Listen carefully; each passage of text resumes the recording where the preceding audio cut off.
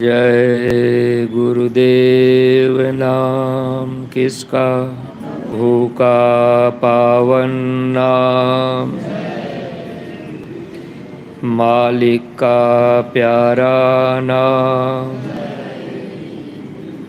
समय का जगाया नाम।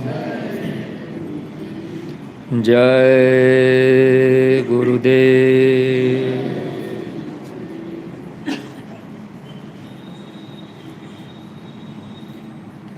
शब्द रूप में विराजमान परम पूज्य स्वामी जी महाराज, परम श्रद्धेय पूज्य महाराज जी के चरणों में कोटि कोटि नमन प्रणाम करते हुए संस्था के सभी वरिष्ठ पदाधिकारी सदस्यगण, सभी सत्संगी धर्म प्रेमी भाई बहनों को, सभी जिम्मेदार सेवादार प्रेमियों को सादर जय गुरुदेव।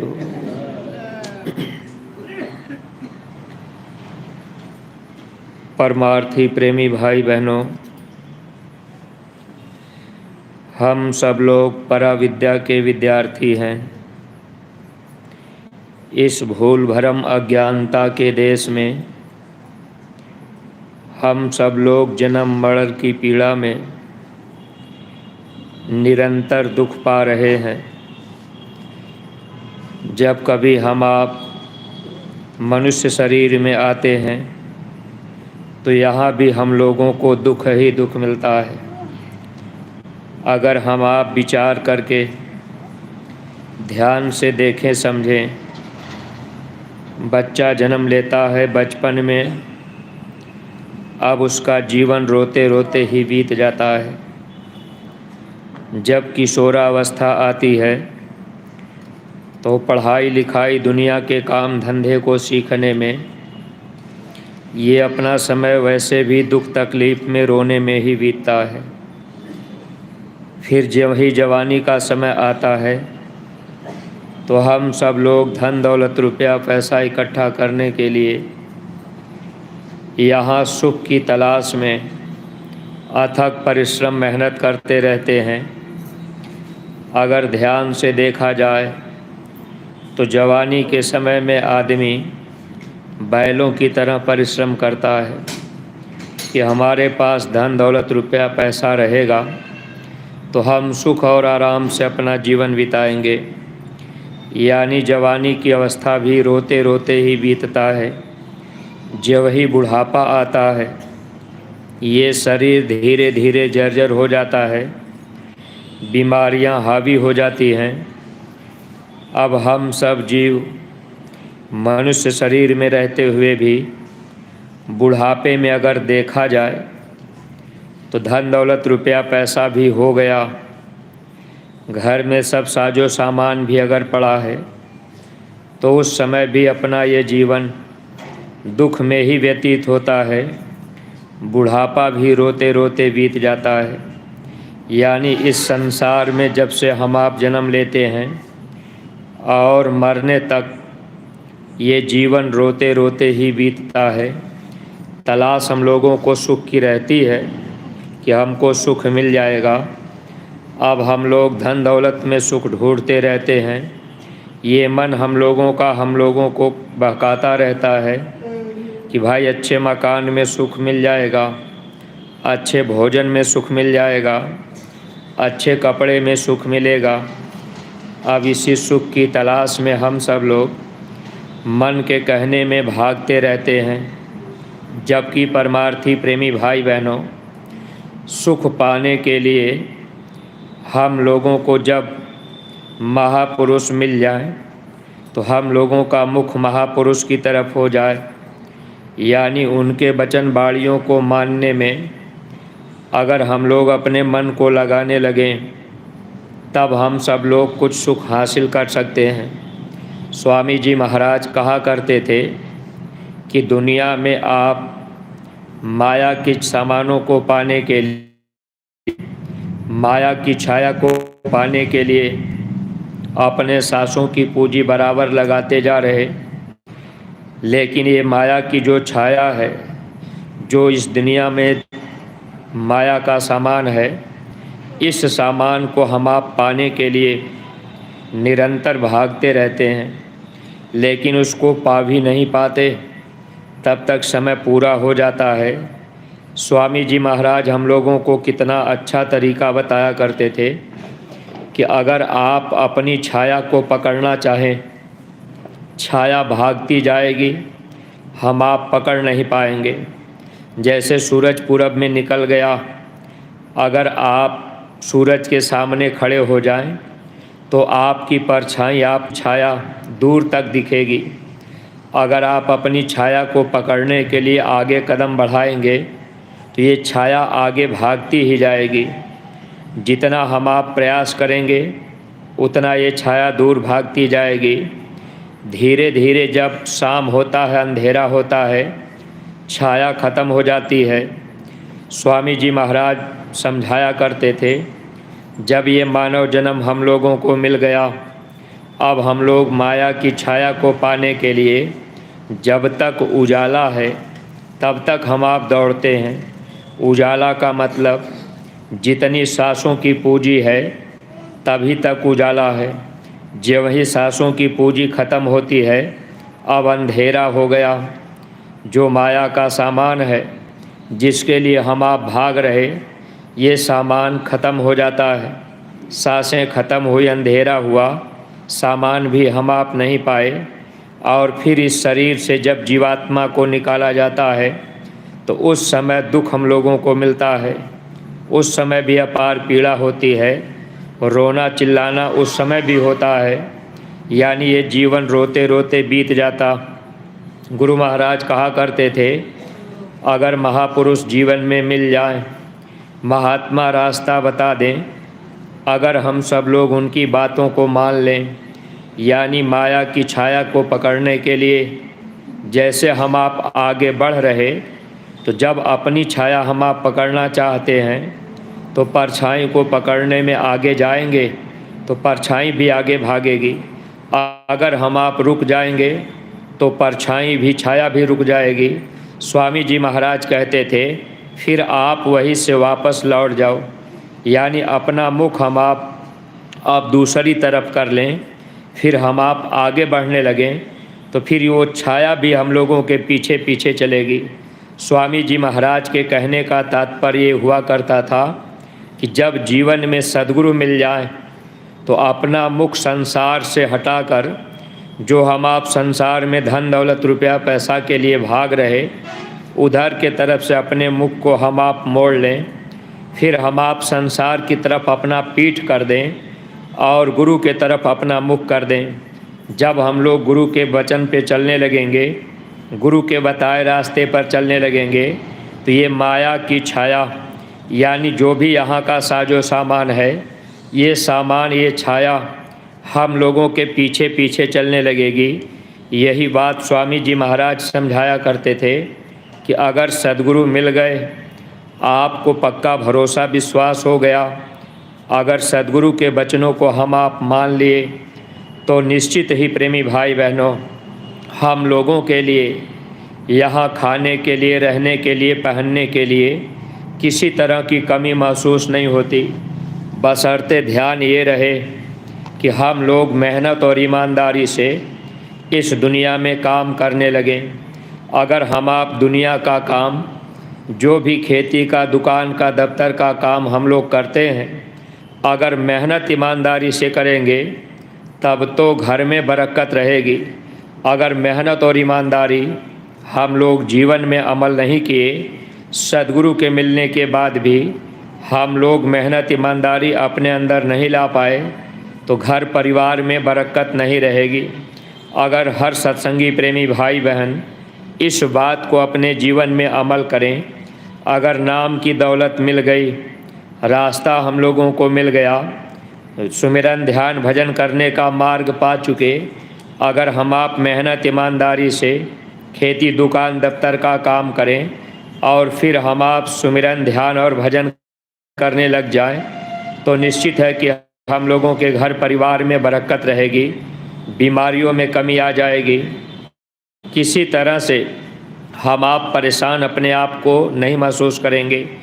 हर पल हर क्षण सद्गुरु हमारी आपकी मदद करते रहते हैं।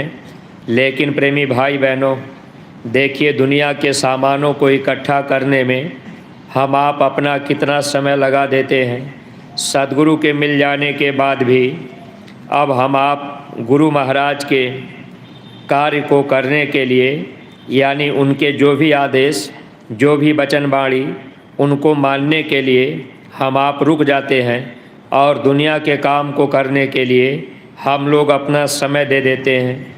लेकिन जब सद्गुरु मिल जाए तो अपना पीठ संसार की तरफ हो जाए और मुंह सद्गुरु की तरफ हो जाए, यानी सद्गुरु का वचन पहले मानना, दुनिया का काम बाद में करना।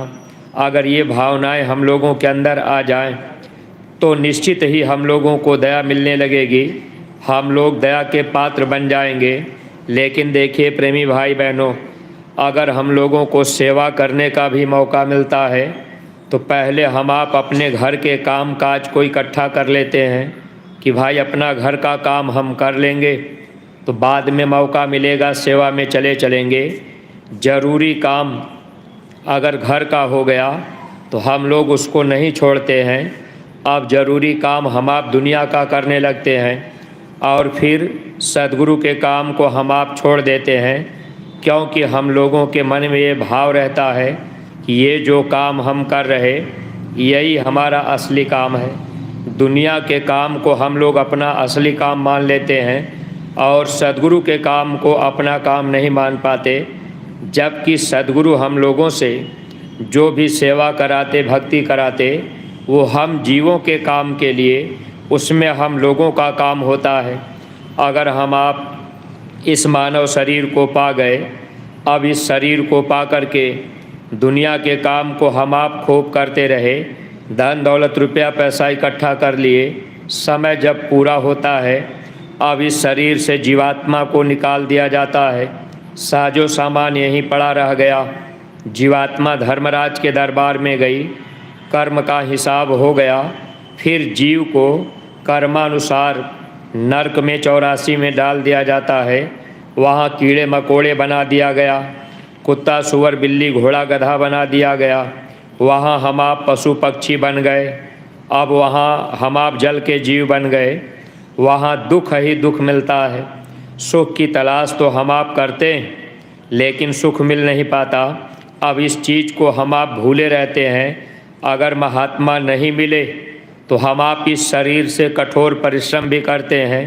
आज दुनिया में अगर देखा जाए तो बहुत से लोग जिनको महापुरुष नहीं मिल पाए, अब जा कर के लोग ठंडी के महीने में भी गंगा स्नान करते हैं, डुबकी लगाते हैं, आप तीर्थ व्रत भी करते हैं। आप कोई बैठ कर के जाप कर रहा, शरीर में ठंडी लग रही, हवा लग रही, लेकिन प्रेमी भाई बहनों, अब हम आप शरीर को कष्ट दे करके चाहते हैं कि हमको कुछ लाभ मिल जाएगा, तो ये लाभ नहीं मिल पाता है। क्योंकि इस कलयुग में महात्माओं ने हम जीवों के कल्याण के लिए रास्ते को बिल्कुल सरल कर दिया। कलयुग में कोई जोग यज्ञ तप व्रत पूजा नहीं। महापुरुषों ने लिखा कि कलयुग में नाम का ही आधार जीव के लिए कल्याणकारी होता है और वह नाम सद्गुरु के अधीन होता है। नाम कहीं किताबों में बाज़ारों में नहीं बिकता, वो नाम सद्गुरु के द्वारा मिला करता है। लेकिन हम प्रेमी भाई बहन अज्ञानता में सद्गुरु के करीब जल्दी जाते नहीं। अगर चले भी गए तो हम आप जल्दी विश्वास नहीं कर पाते। समय अपना धोखे में निकल जाता है। ये मन जल्दी बातों को मानने नहीं देता है। स्वामी जी महाराज ये बात बताया करते थे कि बच्चे, मैंने इस धरती पर जय गुरुदेव नाम की जहाज़ लगा दी है। अगर इस जहाज़ पर सारी दुनिया बैठ जाए तब भी ये जहाज़ खाली जाएगी। जो लोग इस जहाज़ पर बैठ जाएंगे उन जीवों का काम बन जाएगा। ये जहाज़ जीवों को निज घर पहुंचा देगी। लेकिन अब इस नाम पर सबको विश्वास और भरोसा नहीं हो पाता। क्यों नहीं हो पाता? क्योंकि हम आप उसके पहले जो भी भगवान के नाम किताबों में पढ़ते हैं या किसी के द्वारा सुनते हैं अब हम लोगों का विश्वास उधर की तरफ रहता है। सद्गुरु के जगाए नाम पर जीव जल्दी विश्वास नहीं कर पाते, लेकिन जब सत्संग में आना जाना हो जाता है, लोग सत्संग ध्यान से सुनने लगते हैं, धीरे धीरे बात समझ में आ जाती है और जिनको समय पर सच्चा नाम मिल गया, ऐसे जीवों का काम बन जाता है। ऐसे जीव हंसते हंसते यहाँ से निकल जाते हैं। वरना प्रेमी भाई बहनों, बचपन भी रोते रोते बीता, किशोरावस्था, जवानी, बुढ़ापा भी रोते रोते बीता। जब मौत का समय आएगा रोते रोते ही जाना पड़ता है। इस संसार में मौत की खुशी केवल ऐसे जीवों को होती है जो शब्द के अभ्यासी हो जाते हैं। जो शब्द के अभ्यासी हो गए, यानी सुमिरन ध्यान भजन का रास्ता मिल गया, शब्द पकड़ में आ गया, जिनकी जीवात्मा आवाज़ को पकड़ करके ऊपर के लोकों में आने जाने लगती है, ऐसे जीवों को मौत की खुशी होती है। मरने के पहले अब उनको खुशी होती है कि अब यहाँ से हम निकल चलें। देखिए, सावन सिंह जी महाराज के समय की घटना है। ढिलवा गांव में एक स्त्री रहा करती थी और वो शब्द की अभ्यासी थी, यानी सद्गुरु मिल गए थे, नाम मिल गया था। अब वो रोज़ रोज़ अभ्यास करती थी। हर सत्संगी प्रेमी भाई बहनों को ध्यान रखना चाहिए, हम लोग थोड़ा भूल भरम में धोखा खाते हैं। अब वो स्त्री जब शब्द का अभ्यास करने लगी, समय जब उसका पूरा हो गया तो सद्गुरु सामने उसको लेने आ गए। अब वो स्त्री अपने घर परिवार के लोगों से कहने लगी कि देखो, एक बात मेरी याद रखना, जब मैं चली जाऊं तो रोना मत। सद्गुरु मेरे सामने आ चुके हैं और मैं अब जाने की तैयारी कर रही, लेकिन मेरे जाने के बाद आप रोना मत। उस समय उनके बच्चे कहने लगे कि माँ, ये बताओ कि तू तो हंसते हुए जा रही है, तुझे लेने के लिए सद्गुरु आ गए, मेरा क्या होगा? तब माँ ने कहा कि बेटा, तुम जानो, तुम्हारा काम जाने, क्योंकि तुमने कमाई नहीं की। आज के इस कलयुग में अगर कोई चाहे, अगर स्त्री कमाई कर रही है, पति चाहे कि हमको भी लाभ मिल जाए तो नहीं मिल सकता। पति अगर शब्द की अभ्यासी कमाई करे, पति अगर सेवा भक्ति करे, पत्नी चाहे कि हमको उसका फल मिले तो उसका फल पत्नी को नहीं मिलता। स्वामी जी महाराज ये बात बताया करते थे, अगर पति करेगा तो पति को मिलेगा, स्त्री करेगी तो स्त्री को मिलेगा, बच्चे करेंगे तो बच्चों को मिलेगा। यानी जो कमाई हम आप सुरत शब्द नाम की साधना, जो शब्द का अभ्यास करने का रास्ता हम जीवों को मिला है, अगर हम आप ये चाहें कि भाई कमाई कोई करे और हमको भी लाभ मिल जाए, तो ऐसा नहीं होता। इसी में बहुत से प्रेमी भाई बहन धोखा खा जाते हैं। बहुत से बच्चे बच्चियां सोचते रहते हैं कि हमारे माता पिता सत्संगी हैं, भजन करते हैं, तो हमको भी लाभ मिल जाएगा। लेकिन प्रेमी भाई बहनों, लाभ तो तब मिलेगा जब हम आप कमाई करेंगे, यानी गुरु के वचन को मानेंगे। अपनी अपनी कमाई ही काम आती है। अगर हम आप महापुरुष से रास्ता पाकर कमाई नहीं कर पाए तो जीवन धोखे में निकल जाता है। तो बच्चे जब माँ से पूछ रहे कि माँ, तू चली जा रही तो मुझे रोने के लिए मना क्यों कर रही, तब माँ ने समझाया कि देखो बेटा, अगर कोई व्यक्ति टाट का कोट उतार करके मखमल का कोट पहन ले तो इसमें रोने की क्या बात है। अरे इस गंदे देश से, भूल भरम अज्ञानता के देश से निकलकर अगर मैं सच्चे देश चली जा रही तो इसमें रोने की क्या ज़रूरत। लेकिन प्रेमी भाई बहनों, अज्ञानता में, भूल भरम में हम सब लोग मोह ममता में, स्वार्थ में आकर कि भाई ये हमारे माता पिता चले जा रहे, ये हमारा बच्चा, हमारी पत्नी चली जा रही, अब हम आप इसी में रोते चिल्लाते रहते हैं। जब महात्मा जीवन में मिल जाते हैं, सत्संग जीवों को मिल जाता है, अगर हम आप शब्द का अभ्यास कर लिए तो मोह ममता से धीरे धीरे दूरी बन जाती है, यानी मोह ममता कम हो जाती है। इसीलिए सत्संग सबके लिए हमेशा ज़रूरी होता है। और सत्संग जब हम आप महापुरुष का बार बार सुनेंगे तब हम लोगों को उसका लाभ मिलेगा। लेकिन सत्संगी प्रेमी भाई बहनों, इसमें भी मन हम लोगों को धोखा देता रहता है। अब हम आप रास्ता पा करके भी सच्चे रास्ते पर चल, ये सबसे बड़ा धोखा, ये धोखा देने का काम ये मन करता है।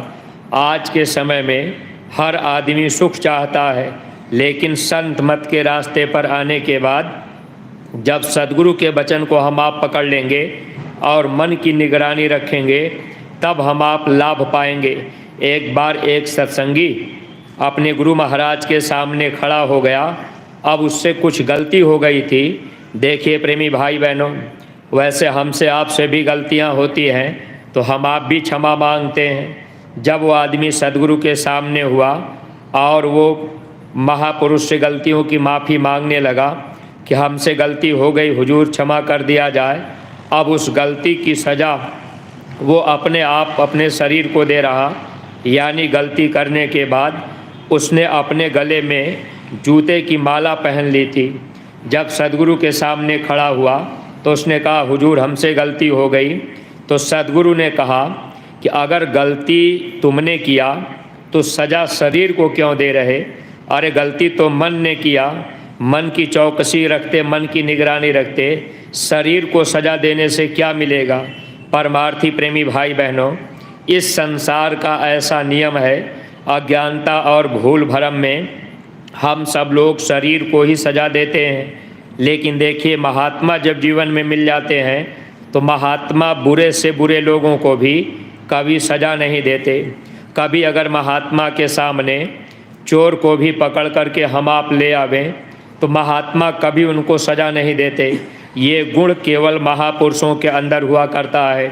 महापुरुष तो जीवात्मा को देखते हैं, ये तो मन का काम है। मन ने हम लोगों को चोरी सिखा दिया, मन ने हम लोगों को बुरे कर्म करना सिखा दिया, मन ने ही हम लोगों को मांस खाना सिखाया, मन ने ही हम लोगों को शराब पीना सिखाया, मन ने ही झूठ बोलना सिखाया। तो गलती तो मन की है, यानी जो भी कमियां हैं ये मन की है। मन के द्वारा ही हम आप इस संसार में कर्म किए और सज़ा शरीर को भोगनी पड़ती है। तो उस समय महात्मा जी उस प्रेमी को समझाने लगे कि देखो एक स्त्री बकरा और बंदर को पाल रखा था। अब एक दिन स्त्री ने क्या काम किया कि रोटी बना करके बाज़ार में दही लेने चली गई। बंदर ने क्या काम किया, अपनी रस्सी गले से निकाल ली और जा कर के रोटी खा ली। रोटी खाने के बाद बंदर ने बकरे की रस्सी खोल दी और अपनी रस्सी अपने गले में डाल करके बंदर फिर बैठ गया। जब वो स्त्री दही ले करके आई, अब रोटी खाने के लिए जा रही तो रोटी था ही नहीं। अब वो देखी कि बकरा खुला हुआ घूम रहा। अब स्त्री बकरे को मारने लगी। अब बगल से एक सज्जन देख लिए, उन्होंने कहा कि गलती बकरे की नहीं है, अब उसको मत मारो, गलती तो बंदर ने किया। परमार्थी प्रेमी भाई बहनों, आप देखिए शरीर को सज़ा यहाँ मिलती रहती है। जैसे कोई आदमी चोरी कर दिया, अपराध कर दिया, तो शरीर को ही तो सज़ा दी जा रही। अगर कोड़े पड़ेंगे तो शरीर पे ही चोट लगेगी। और जब इस शरीर से जीवात्मा निकल जाती है तो आत्मा को भी काल भगवान उधर ले जा कर के सज़ा देते हैं, पीटते हैं। महात्मा इन चीज़ों से हम जीवों को बचाने के लिए आते, यानी इस संसार में हम आप दुख भरे संसार में हमेशा दुख ही दुख पाते हैं। चाहे हम आप किसी भी अवस्था में रहें, मौत के बाद भी दुख और मौत के पहले भी दुख। इसलिए महात्मा जीते जी मरने की विद्या हम जीवों को सिखाना चाहते हैं। नाम की दौलत दे करके महात्मा चाहते हैं कि जीव अगर साधना करने लगेंगे, कमाई करने लगेंगे, तो उनका ये मानव जीवन पाना सार्थक बन जाएगा। परमार्थी प्रेमी भाई बहनों, लेकिन ये मन ही है कि हम लोगों को वचन जल्दी मानने नहीं देता। ये मन क्या काम करता है, गुरु की हर बात को काटता रहता है। जहाँ गुरु का वचन कटा वहाँ हम आप भक्ति से खाली हो गए, वहाँ हम आप भक्ति से गिर गए। मन का काम है गुरु के वचन को काटना। अगर हम आप गुरु आदेश में चलने लगे तब तो परमार्थ बनने लगे, हमारी आपकी भक्ति बनने लगे। लेकिन मन क्या करता है, बात को काटता रहता है, हमेशा वचन को काट अपना लेता है। सही सही गुरु के वचन को हम आप नहीं मान पाते हैं, जबकि महापुरुषों ने लिखा भी था, संत वचन जो सच्चा माने मम बा। जो गुरु का वचन सही सही मानता है उसी जीव का काम बनता है। आज इस संसार में अगर देखा जाए, चारों तरफ अशांति फैली है, चोरी हिंसा हत्या, चारों तरफ लड़ाई झगड़े हैं। आदमी शांति की तलाश कर रहा, लेकिन शांति कहाँ मिल पाएगी? जब हम आप महापुरुषों के करीब आ जाएं, सच्चे महापुरुष मिल जाएं और उनके बताए रास्ते पर चलने लगें, तब तो कुछ हम आप शांति प्राप्त कर सकते हैं। आज के समय में आदमी सच्ची बात को मानने के लिए जल्दी तैयार ही नहीं हो पाता। स्वामी जी महाराज देखिए, 10 जुलाई सन 52 से लगातार गुरु महाराज जब इस धरती पर सत्संग जारी किए, लोगों को शांति देने के लिए, लोगों को सच्चा सुख देने के लिए गुरु महाराज अथक परिश्रम करते रहे। लेकिन प्रेमी भाई बहन, गुरु महाराज की बातें सुनने के लिए तो बहुत लोगों ने सुना, लेकिन बात कोई मान पाया। सब के सब लोग बात नहीं मान पाए। स्वामी जी महाराज समझाते रहे और एक ही बात गुरु महाराज बताते रहे।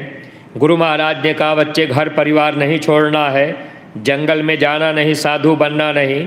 स्वामी जी इतना ही कहते रहे कि आप जीव हिंसा मत करना और कोई ऐसा नशा मत करना जिससे ये बुद्धि पागल हो जाए, माँ बहन बहू बेटी की पहचान खत्म हो जाए।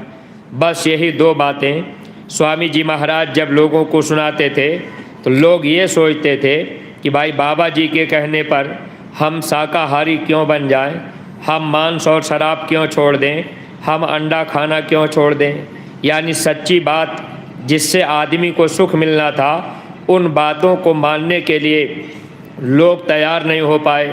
अगर आज हम आप इस भारत भूमि पर रहने वाले जितने भी प्रेमी भाई बहन, सब लोग कर्म और धर्म प्रधान देश में रहते हैं। गीता रामायण सब लोग पढ़ते सुनते हैं, भागवत का भी हम आप पाठ करते हैं। लेकिन देखिए, महात्मा जो बातें लिख करके गए, उनकी बातों को हम आप समझने का प्रयास नहीं कर पाए। अपने गुरु महाराज कोई नई बात हम लोगों को नहीं बताए। आज इस धरती पर राम कृष्ण के मानने वाले लोग अगर थोड़ा भी विचार किए होते तो कोई मांस मछली अंडा और शराब इसका सेवन न करता। लेकिन प्रेमी भाई बहनों, अब आज की दुनिया में अगर देखा जाए तो आदमी ये सोच रहा है कि भाई हम तो पूजा पाठ कर रहे, तो फिर हमको महात्मा से क्या मतलब। लेकिन सत्संगी प्रेमी भाई बहनों, ये बात इसलिए बताई जा रही, हमारा आपका ये फर्ज और कर्तव्य है कि जो आदेश हम लोगों को मिला हुआ है, एक एक गांव गोद ले करके गुरु महाराज की बातें घर घर पहुंचाने का, और थोड़ी थोड़ी बातें अगर स्वामी जी महाराज की हम आप जिस गांव को गोद लेंगे, उस गांव में जा करके अगर समझाएंगे बताएंगे, धीरे धीरे लोगों के विचारों में बदलाव आएगा। अगर आप ये चाहेंगे कि भाई एक बार हम प्रचार करने गांव में चले गए, एक बार में कोई बात मान जाए, तो एक बार में बात तो सब लोग मानेंगे नहीं, एक बार में तो बात आपकी समझ में ही नहीं आएगी। एक बार में तो आदमी ये कह देगा कि हम शाकाहारी क्यों बन जाए। इसलिए सत्संगी प्रेमी भाई बहनों, जब बार बार हम आप गांव में जाते रहेंगे, बार बार हम आप समझाते रहेंगे, बार बार गुरु महाराज की बातें बताते रहेंगे, तब धीरे धीरे बातें समझ में आ जाएंगी। अब मांस मछली अंडा और शराब लोग खाने पीने लग गए, गीता रामायण को भी पढ़ रहे, राम कृष्ण को भी मान रहे। लेकिन अगर हम आप सच्ची बात को थोड़ा बताएंगे तो ज़रूर ये बातें लोगों के अंदर घर करेंगी।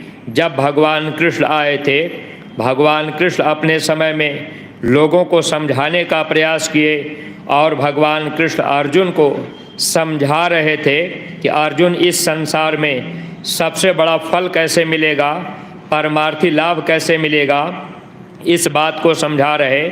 महाभारत पर्व में लिखा हुआ है, भगवान कृष्ण अर्जुन को बता रहे, अर्जुन तुम ध्यान से सुनो, सर्वे वेदाः न तत्कुर्यः, सर्वे यज्ञास्त भारत, सर्वे तीर्था भीके चास्त, यत् कुर्पात् प्राणी नांदया। हे अर्जुन, जो फल प्राणियों पर दया करने से मिलता है, वो फल न तो तीर्थों से मिलता है, न तो वेदों से मिलता है, न तो यज्ञों से मिलता है।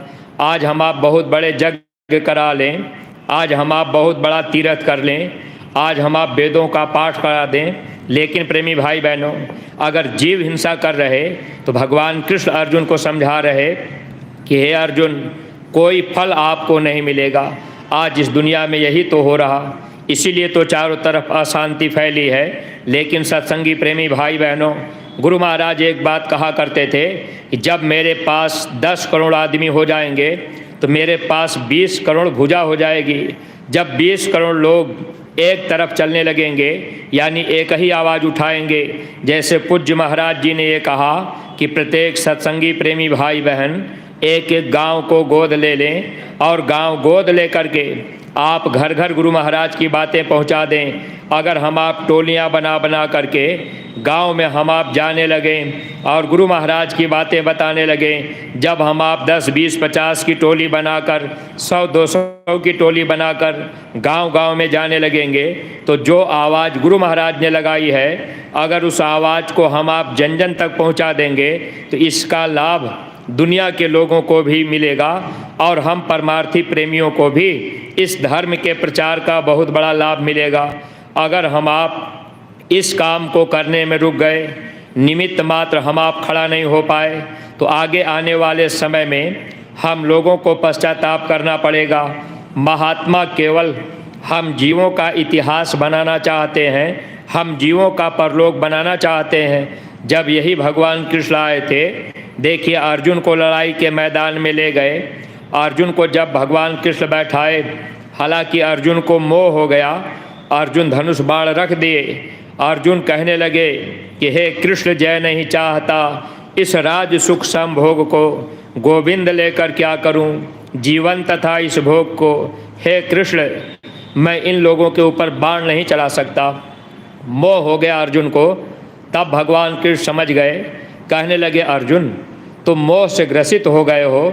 ये जिनको तुम अपना समझ रहे कि हमारे सगे संबंधी भाई हैं, आप इस मोह में मत पड़ो। मैं कह रहा तुम ये धनुष उठाओ, बाण चलाओ। अर्जुन नहीं चलाए। तब भगवान कृष्ण कहने लगे, अर्जुन क्या तुम मुझे पहचान नहीं रहे? सत्संगी प्रेमी भाई बहनों, अब तो जितना भगवान कृष्ण कह रहे थे उतना अगर अर्जुन करते तो उनका इतिहास बनता, लाभ मिल जाता। ठीक यही चीज़ हमारे आपके लिए है, क्योंकि ये परिवर्तनकारी महापुरुष आए। गुरु महाराज इस धरती पर परिवर्तन करने के लिए आए और स्वामी जी महाराज हम प्रेमी भाई बहनों के लिए पहले ही इशारा किए थे कि परिवर्तन गांव से होगा।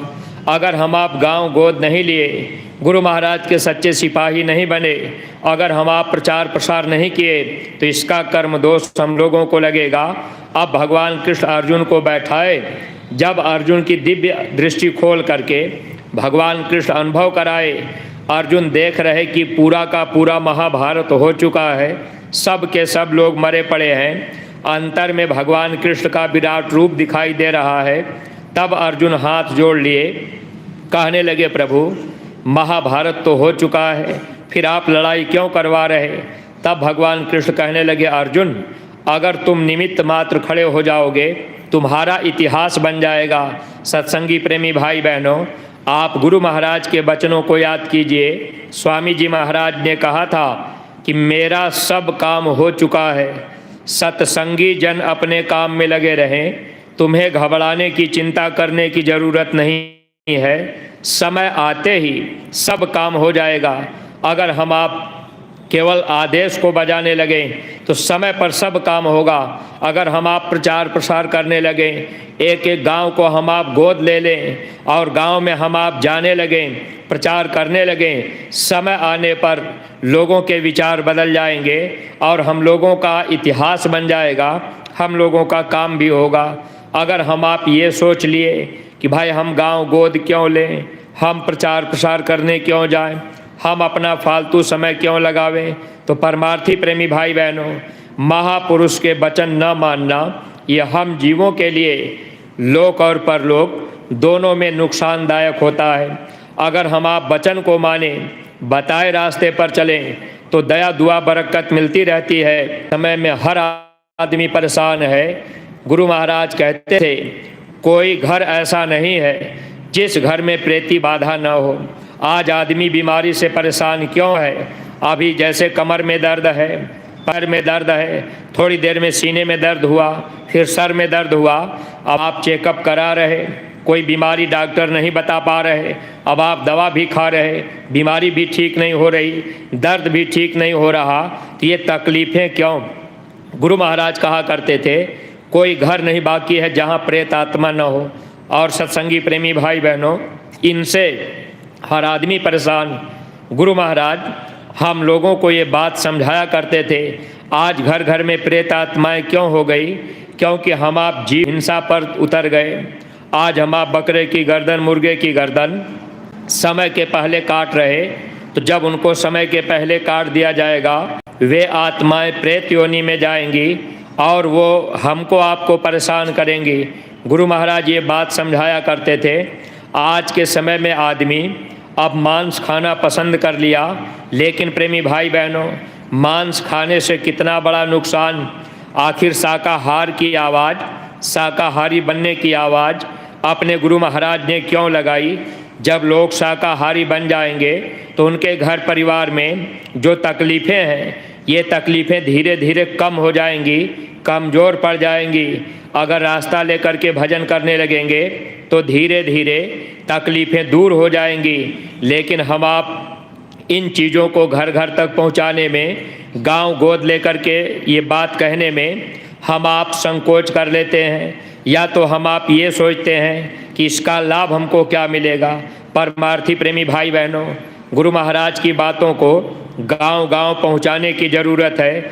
आज के समय में अब ये देखा जाए, विचार किया जाए, जैसे अभी आपसे कह दिया जाए या रात में 12 बजे आपसे कह दिया जाए कि श्मशान घाट पर आप अकेले चले जाइए, तो आप नहीं जाएंगे।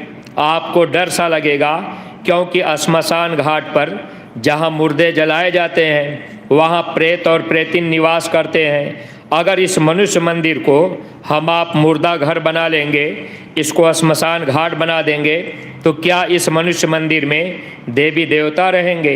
अरे इसी मनुष्य शरीर में फिर वही भूत प्रेत, अब वो परेशान करेंगे, हम आप तकलीफ़ों में रहेंगे।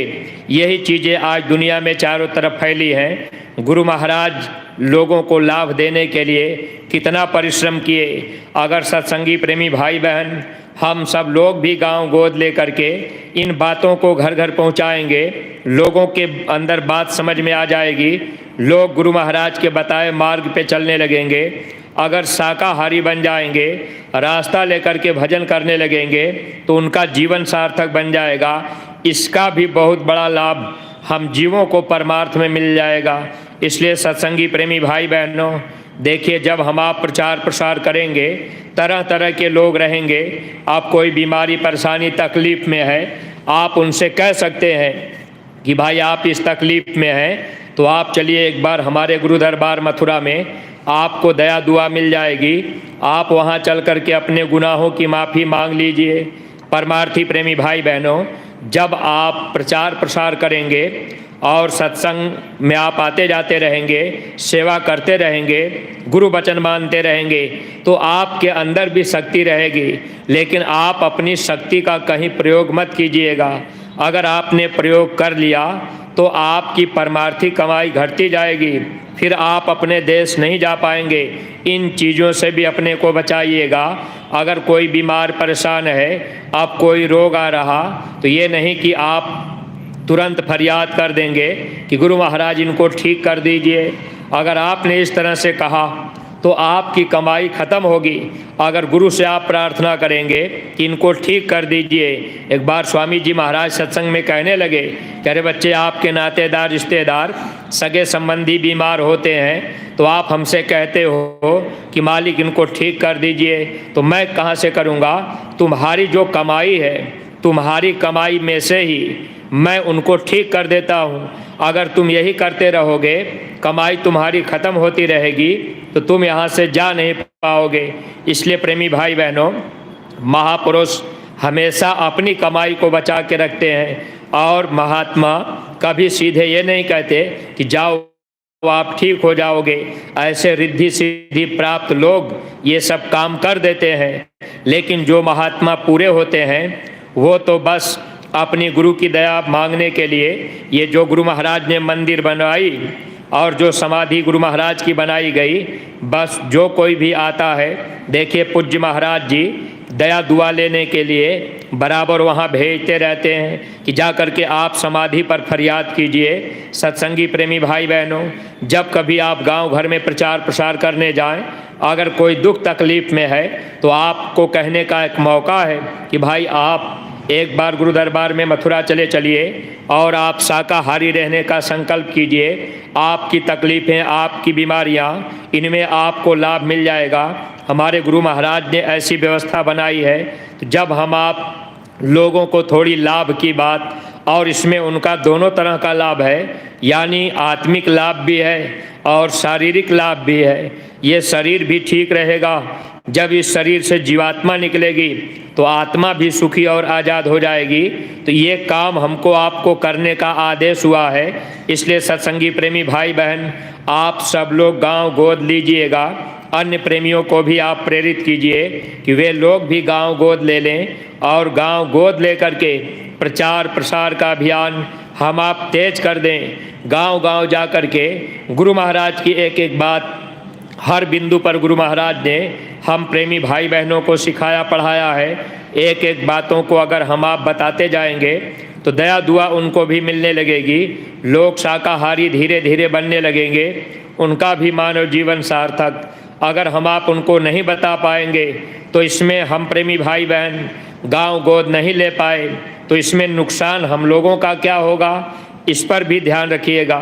स्वामी जी महाराज ने एक बात बहुत पहले हम प्रेमियों के हित के लिए कही थी कि ऐ बच्चे, जब वक्त परिवर्तन का आएगा, लोग अपने अपने कर्म की तलवार से मारे जाएंगे।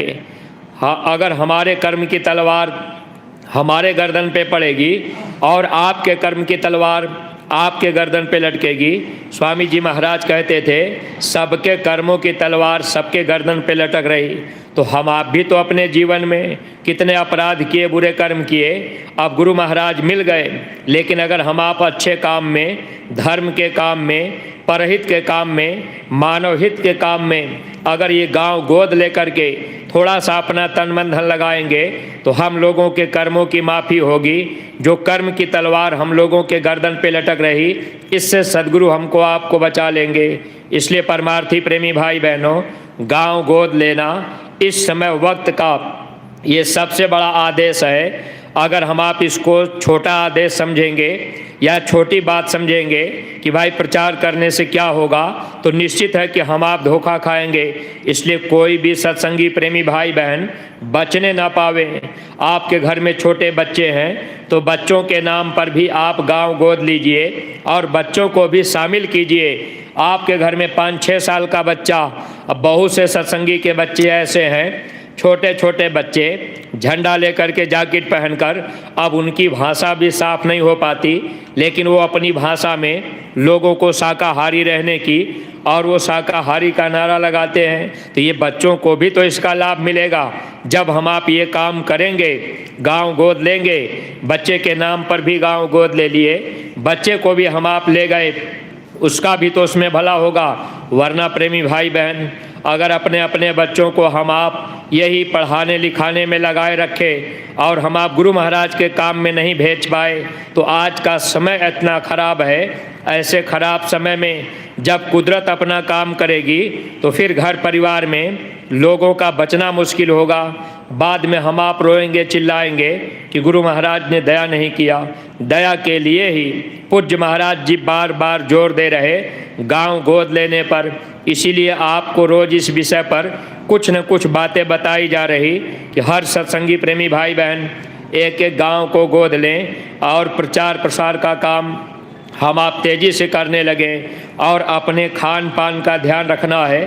अगर आपको कोई भूल भरम से या कोई जोर ज़बरदस्ती या दबाव बनाकर, बहुत से नए नए प्रेमी भाई बहन, अभी जब पूज्य महाराज जी का काफिला चला, ये 26 दिवसीय काफिले में अपार भीड़ आती रही, नए नए लोग आते रहे, सत्संग सुनते रहे।